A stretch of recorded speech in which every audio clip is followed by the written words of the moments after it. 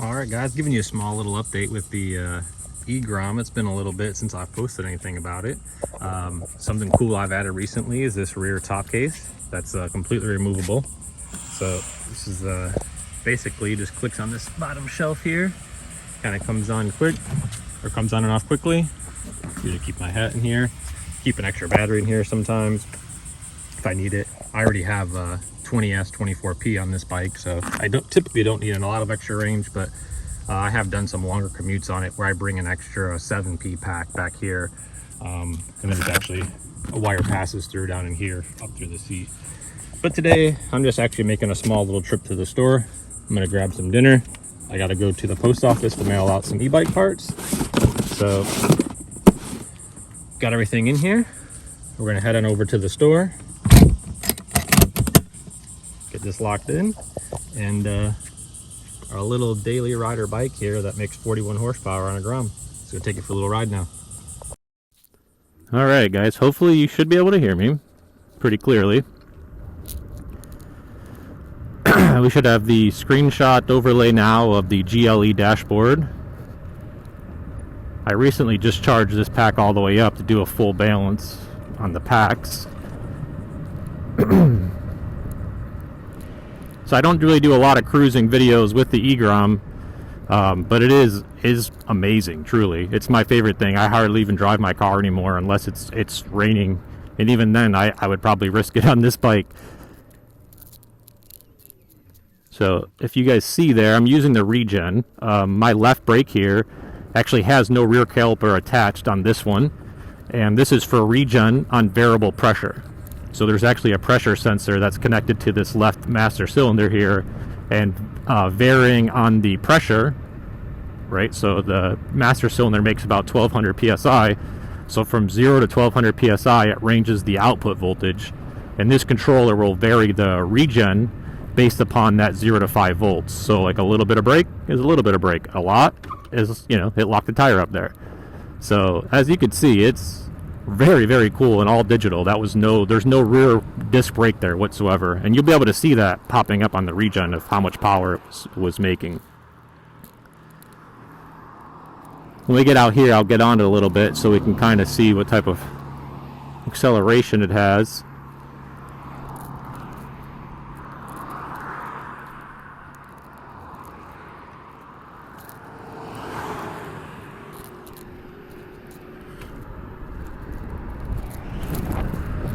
Where somebody pulls out.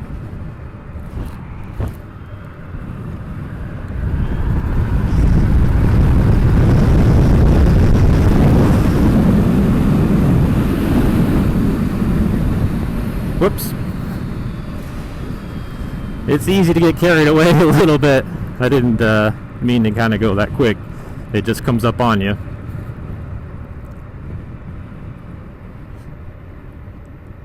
So that should have been right around 800 phase amps, somewhere around 450 battery amps, about 32,000 watts or so. Just on my little grocery getter daily Grom. It's probably the coolest thing about this is that, you know, when people see it, especially with this big trunk on it, they think, you know, like, I don't know, that it's like, you know, some enduro bike or, you know, some cross-country bike, or I don't know. Everybody is thrown off. They definitely don't expect it to rip wheelies at 20 mile an hour and do a 13-second quarter mile, that's for sure. But just driving around, I mean, if we need power, we got plenty of it. Got good brakes. The bike drives like a dream. I cannot express how much I love riding this thing. And for those of you that might think that, you know, I'm being silly, I've had Gixxer 1000, 600, 750s. I've been around Jennings track 15-20 times. I've been riding motorcycles since I was a kid. I've had fast cars. I've been in 1800 horsepower GTRs. So I've been around the block. I've been in some very fast cars. I've been 8 seconds in a quarter mile in Subarus. You know, I'm in this industry, so it's not like I'm speaking and I've never felt anything quick before. This bike is violently quick, especially to 60, 70 miles an hour. You know, you got to remember, this is still a very small, it's a 20-inch wheel motorcycle. This is a Grom, and it does 0 to 60 in 3.88 seconds. So hopefully that kind of gives you an idea of how wild this bike really is.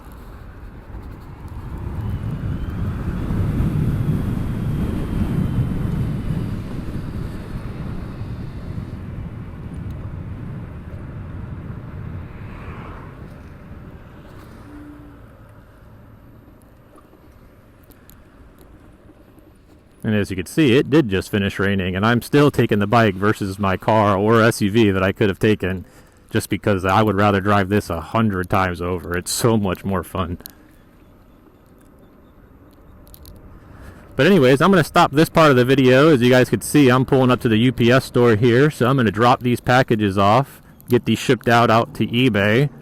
We sold the Saviton and some stock Super 73 parts, so we're going to get those out to the buyers, get some more money for some e-bike parts, and I'll clip this GoPro back on the way home and see if we can get some more pulls on. So there we go. All right, guys, we just left the grocery store, got me a little pizza. Got tossed it in the back of the Grom and show you just how useful this bike can be. And trust me, this is not the extent of the grocery shopping I've done. I load this thing up.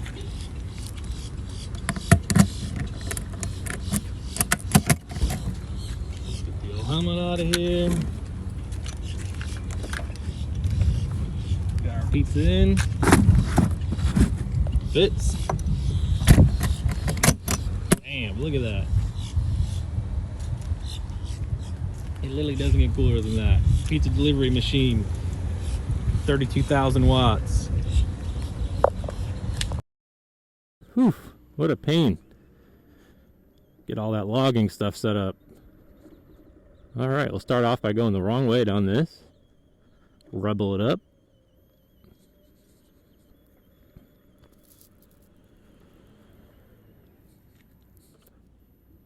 So with these roads being a little damp now, believe it or not, you got to be careful because this thing has a lot of torque and it will spin the rear up.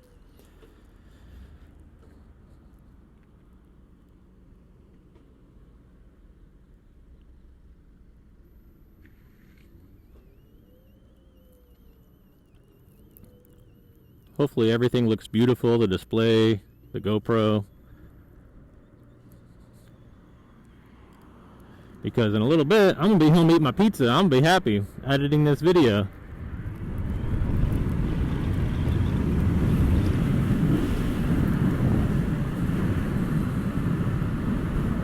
Alright. So I need to make a U-turn, but I just kind of wanted to cruise for a second here. Hopefully you guys can hear it okay, but you know, we're cruising at 50 effortlessly. If we need to speed up, not a problem. We could do that. Get too carried away here. The bike has insane amount of power. Just at the twist of the throttle, the bike moves. This looks like a good spot to make a quick U-turn here. These guys are probably thinking I'm cutting them off, but nope. Oh, a little wheelie there.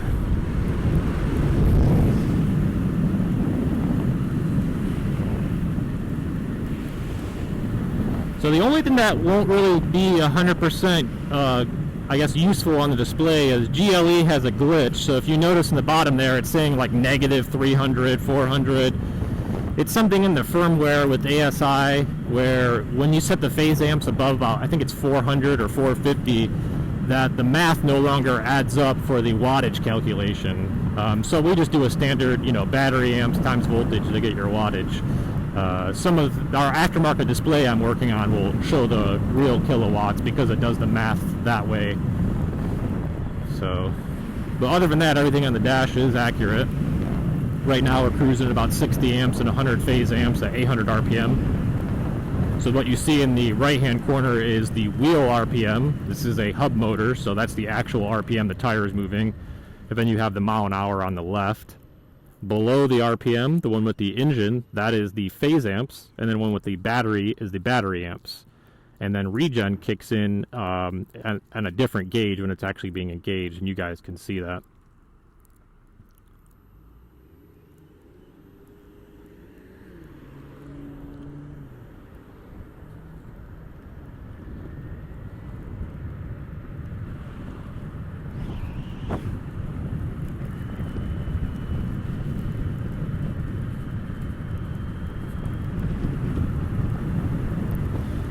Oh man, a little bit of rain, but like I told you guys, it doesn't stop me. I love riding this bike, and that's not gonna, unless it's downpouring. But this little sprinkler, it just feels good.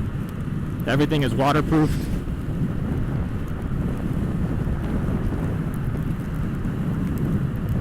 And that's kind of the reality of owning a motorcycle, right? It's always friggin' raining. So the roads here are damp. If I was to floor it now, it would definitely lose traction. I found that out the hard way previously. These Florida roads, you know, they're usually really dry and really hot. So when they get water on them, they become very, very slick. So you really don't even need a ton of power to do something like that. But you do got to be careful with these motors. This makes somewhere in the vicinity of 400 or 500 foot-pounds of torque because it's at such a low RPM and so many phase amps. So if you're at a low speed and you hit it, it's going to make enough torque to obliterate the tire, that's for sure. But I just wanted to give you guys a little update. I really have never done an actual live cruising video with the bike, so I figured it would be a good opportunity to go get some food, drop some e-bike stuff off at the store, and film a little video and kind of cool off in the end. I was baking in this heat all day long, so it kind of get cooled off a little bit. Nice little sprinkle, don't feel too bad. Well, anyways guys, as always, I do appreciate you watching the channel. Hopefully I'll have some newer videos with this bike soon. This controller is getting removed, so right now, as you can see, we have the GLE Bac8k. So this is the ASI Bac 8000, which is, it does good. As you can see, the bike is very powerful.